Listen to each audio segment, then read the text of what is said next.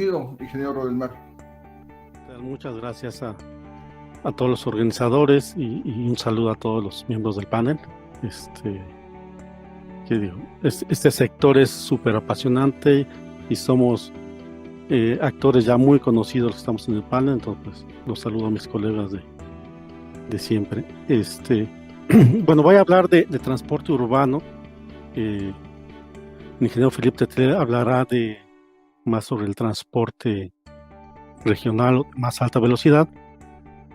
Y bueno, voy a enfocarme a lo que es el transporte urbano. Voy a hablar de algunas tecnologías que se han desarrollado. Hablaré rápidamente hasta la agenda sobre SGS, sobre los servicios ferroviarios, que hacemos un video de 3 minutos. Y después entraré a la parte de cómo lograr con la nueva tecnología mejorar el consumo energético en el sistema ferroviario. Entonces, sí. Sin más, bueno, nada más muy rápidamente este slide sobre SGS. Somos líderes mundiales en pruebas, inspecciones, certificaciones. Somos una empresa suiza. Tenemos muchos sectores que atender, minero, petróleo y gas, ambiental, nutricional, industrial, por supuesto, que es donde corresponde el sector ferroviario. Y somos más de 93,000 empleados en el mundo, con presencia pues prácticamente en todo el mundo, en todos los países del mundo. Tenemos 2,600 oficinas y laboratorios y nos dividimos en 7 industrias globales, ¿no? Así somos una empresa con un servicio global, pero con experiencia local. Y en México tenemos más de 60 años participando con diferentes sectores, ¿no? Del mercado. Entonces voy a pasar rápidamente, para no tomar tanto tiempo, en el video que explicará pues, realmente lo que es nuestra participación en el sector ferroviario.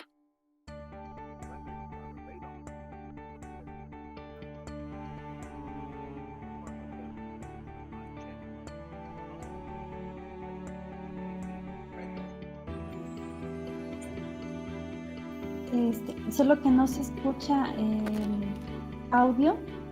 ¿No nos escucha? Déjame ver.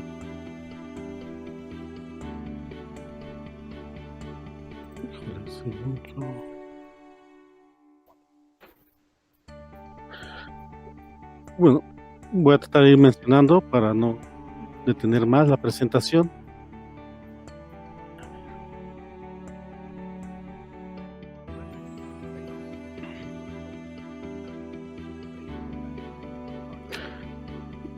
Tiene título la presentación. Básicamente trabajamos en todo lo que es certificación tanto de los trenes de materia rodante, tanto en la fabricación, en la producción, tanto en la operación y puesta a punto.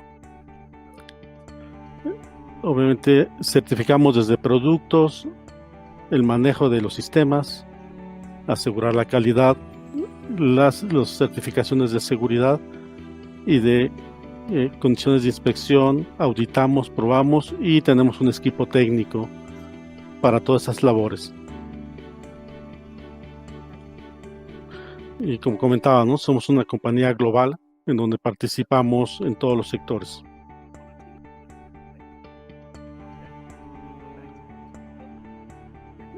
Y entonces, en el caso, voy a aprovechar para hablar de algunas de las experiencias en México. Tenemos participando en la certificación del tren interurbano México-Toluca, tanto en la parte de obra civil como la obra electromecánica. Tenemos todo un procedimiento, tenemos más de 100 ingenieros participando en este proyecto en México. La gran mayoría son mexicanos, por supuesto. Y ahora estamos participando en el tren Maya para hacer la certificación de seguridad. Entonces, parte de las actividades que hacemos es mejorar la fiabilidad y la disponibilidad del tren, ¿no? Esto es con tecnología, analizando matrices de riesgo, analizando sistemas o las bases de datos de falla de los clientes, ¿no?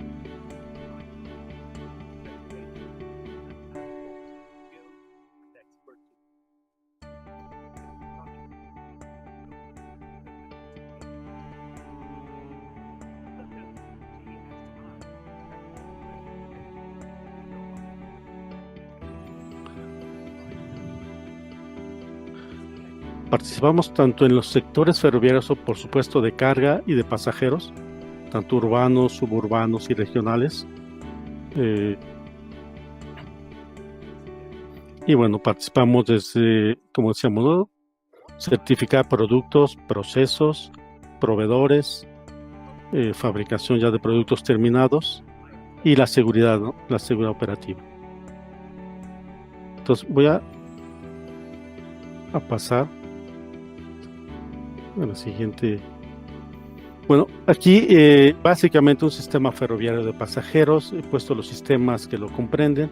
Por supuesto está la obra civil, que será viaducto, túnel o a nivel. Está la vía, ya sea en balazo o en concreto, dependiendo los estudios que se hagan por el tipo de suelo. Los equipos de taller, que lleva todo para el servicio de mantenimiento. Y he dejado en el centro el material rodante, te explico. Está el sistema de energía eléctrica, que hay desde alta tensión, media y la alimentación. Los trenes de metro o trenes ligeros normalmente se alimentan con 750 volts en corriente directa o 1500 volts de corriente directa, ya sea a través de una catenaria o un tercer riel, como es el metro de la Ciudad de México. Y en la señalización, bueno, está todo el centro de control y supervisión de la operación y la red de comunicaciones. Normalmente en el metro de la Ciudad de México se tiene un sistema de pilotaje automático, y en los otros sistemas, como las rutas de trenes ligeros de Monterrey, Guadalajara, y el tren ligero de la Ciudad de México, se usan sistemas no de pilotaje automático, pero sí de paro automático. Todo esto obviamente deberá llevar una normatividad a cumplir desde el diseño, la construcción, las pruebas, la puesta en marcha y en la operación de mantenimiento también, ¿no? Y por supuesto el material rodante, que es como el punto central, ¿no?, del sistema ferroviario. Dentro y he dejado el material rodante como el punto central, dado que tiene en consumo energético del 100% de lo que puede consumir en energía un operador ferroviario. Tenemos a la parte de, digamos que el material rodante es el principal consumidor, debe ser alrededor de 80% más, 85%, de lo que se consume en toda la energía eléctrica del sistema ferroviario a la tracción. Solo para dar una idea de la cantidad de energía que puede representar un gran sistema, está no sé por qué se me brinca la diapositiva, el metro de la Ciudad de México es el principal consumidor de energía eléctrica en la ciudad. Incluso consume más energía de lo que es el sistema de iluminación de la ciudad, ¿no?, para darse una idea del tamaño del consumo energético que puede representar. Y dentro del consumo energético se pueden hacer acciones en varios sistemas, por ejemplo, cambiar la iluminación por sistemas a base de LEDs, mejorar la operación de las escaleras eléctricas, por ejemplo, al fin del servicio, pues solo que operen cuando hay pasajeros y cuando no se paren. Hay varios sistemas, pero si vemos que el tren como tal es el que consume más energía eléctrica, pues me voy a enfocar más al consumo energético del tren, ¿ok? ¿Cómo se logra disminuir? Aquí voy a hacer un paréntesis. Los trenes, bueno, son eléctricos y, como sabemos, un tren, un motor eléctrico es una máquina en dos direcciones, ¿no? Si yo energizo la máquina, le pongo un voltaje, una energía eléctrica, empieza a rotar y entonces es energía mecánica y se mueve el tren, ¿no? Pero también al revés, es reversible. Una vez que va rotando el motor, me puede generar energía eléctrica. Y aquí es en donde yo creo que hay un potencial enorme en la mejora de energía eléctrica. Es decir, el tren, cada vez que frena, el movimiento del motor genera energía eléctrica y hay que optimizarla. Y es en donde tenemos que aprovechar, o bien energizar un tren que esté en la misma sección, y ahorita explico el tema de la sección. Energizar los servicios auxiliares, es decir, usar esa energía para alimentar escaleras, elevadores, iluminación y todo lo que representa en un edificio puede ser. Otra opción es regresar la energía a la línea de alimentación, es decir, a la ciudad, para que sea utilizada por la industria, por los habitantes, como sea. Y otro es almacenar la energía en una subestación eléctrica a través de un banco de capacitores. Y otra opción que no tiene mucho que ver con la regeneración es optimizar la operación de la línea. Y ahorita vamos a ver cada uno de estos temas. Aquí lo importante es, muchas de estas acciones, la verdad es que hace 50 años no hubieran podido ser realizables por falta de tecnología, ¿no? Hoy en día, con el desarrollo de conmutadores de estado sólido, los IGBTs, y con software, con sistemas de procesamiento rápido, se puede generar inversores de potencia que convierte la energía directa, de corriente directa que genera el tren, a corriente alterna de muy alta calidad y a los niveles que se desean, ¿no? Y a la potencia que se busca. Entonces, gracias a los IGBTs, a procesadores digitales, también al desarrollo de supercapacitores y baterías que pueden almacenar energía muy rápidamente y utilizarse. Y hay un sistema nuevo de pilotaje que se basa en la comunicación, en antenas que comunican a los trenes. Se puede hacer el sistema de control CBTC que permite optimizar.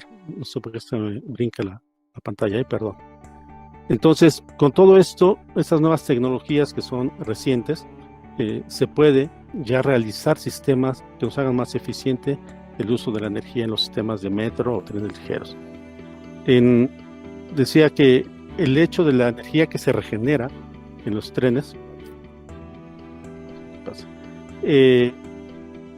nos lleva a... Se puede, del 100% de la energía que consume el tren, podemos, cuando frena el tren, regenera alrededor del 35% de la energía consumida, que es muchísimo si comparamos que es un consumidor muy importante el tren, ¿no? Además de optimizar el freno eléctrico, hay otros beneficios inherentes, ¿no? El menor consumo de energía eléctrica, hay una reducción en el consumo de zapatas de frenado, porque el freno mecánico ya no se utilizaría, hay una reducción en el consumo de ruedas, y cuando hablo de reducción, zapatas pueden ser 8 veces más la vida útil, ruedas más del doble de la vida útil. En algunos metros, como el de Inglaterra, se dieron cuenta que al no usar tanto freno mecánico y el freno eléctrico, hay dos opciones. Yo freno eléctricamente, alguien utiliza esa energía, y si no hay nadie quien la utilice, la inyecto a un banco de resistencias y se generan calor, ¿no? Se quema la energía eléctrica para poder usar el freno eléctrico. Y eso sobrecalienta los túneles. En Inglaterra, al optimizar ese sistema, lograron tener mucho menos calentamiento en el túnel, ¿no? Y empezaron a desconectar algunos ventiladores. Entonces también tiene muchas ventajas el poder optimizar la regeneración de la energía durante el frenado eléctrico. En el caso, para mí el caso ideal es cuando frena un tren y se regenera energía eléctrica, un tren debería estar circulando, ¿no? Y traccionando en la misma zona, de tal suerte que toda la energía que se regenera la utilice un tren que esté traccionando. En los sistemas de metro y tren ligero se divide la línea en varias secciones en el sistema eléctrico. Por ejemplo, una línea de 15 kilómetros puede tener 11 subestaciones eléctricas, y entonces se divide en 11 tramos, ¿no? Tal suerte que debe de estar, cuando frena un tren en una sección, sé que una subestación debería estar traccionando en la misma sección, ¿no? Otro tren, para que sea usada su energía eléctrica. Entonces, eso es lo ideal, que un tren frena y el otro tracciona, y entonces toda la energía se utiliza y se logra el ahorro del 35% o más. Otro caso, que ese sí ya es con las nuevas tecnologías, es energizar los servicios auxiliares, lo que yo decía, ¿no? Y ahí se ve en el diagrama, un tren frena, la energía se regresa y pasa por un convertidor de corriente directa alterna, que básicamente lo que hace es ponerla a niveles de 220 volts para que sea tomada para servicios como elevadores, escaleras, ventilación, alumbrado, y se reutilice toda esa energía eléctrica. Estos inversores es lo que decía, ¿no? Que es tecnología más reciente y ya muy probada, y que nos da mucha eficiencia, cosa que hace 50 años o más, o 30 años no se hubiera podido lograr, ¿no? Físicamente. Digo, en la teoría se podía, pero no en la práctica. Entonces, de esa manera también usamos el 100% de la energía eléctrica en servicios auxiliares, ¿no? Les comentaba otra solución, y las traté de agrupar conforme a su factibilidad y costo, ¿no? Al final todo también hay que evaluarle el costo a las soluciones. Una es regresar la alimentación pues al bus principal, ¿no? A la red de suministro, para que sea utilizada por los habitantes o por la industria de la zona, ¿no? Ahí se requiere también un inversor de corriente directa alterna de mayor potencia, de mayores capacidades, y se inyecta. Hay varios fabricantes que hoy en día lo utilizan, ¿no? Y recuperamos el 35% de la energía, ¿no? Si no es tanta la energía eléctrica, se pueden montar capacitores en los trenes, ¿no? Ya sea en el caso de metro, que es más potencia, en la subestación eléctrica, se almacena y se reutiliza otra vez, ¿no? Para otro tren que circule en la zona posteriormente. En el caso de tranvías y trenes ligeros, que las frecuencias son muy amplias y que no se puede, es poca la probabilidad de que un tren esté traccionando cuando uno frena en la misma zona, se montan capacitores en el techo de los trenes. Cuando va frenando se va cargando y después se reutiliza, ¿no? Es más frecuente en tranvías y trenes ligeros usar supercapacitores a bordo de los trenes, ¿no?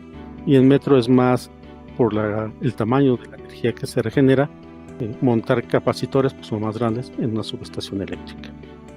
¿Ok? Digamos que esa es en la parte de la regeneración, de cómo buscar, optimizar, almacenar o reutilizar la energía que genera el tren cuando frena. Ahora bien, en temas de operación, hoy en día hay un sistema que se llama CBTC, que es con el pilotaje automático de los metros que se utiliza. Es un sistema que está basado en la comunicación. Lo que hace es que el tren tiene antenas, transmite a unas antenas que están sobre la vía y manda toda la información del tren, es decir, su velocidad, si está traccionando, si está frenando, el peso del tren, una serie de informaciones, y va recibiendo información del centro de control. Como el centro de control ve toda la información de todos los trenes, administra toda la flota.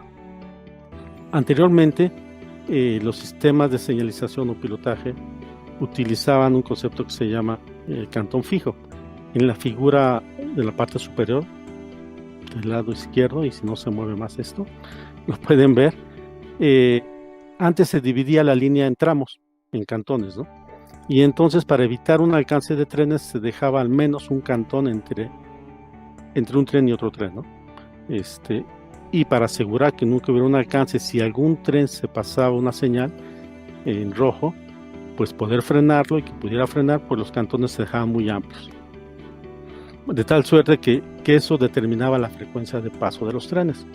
Hoy en día con el CBTC lo que se hace es, como hay comunicación permanente, si el tren, es un poco como manejamos, ¿no? Nuestro coche.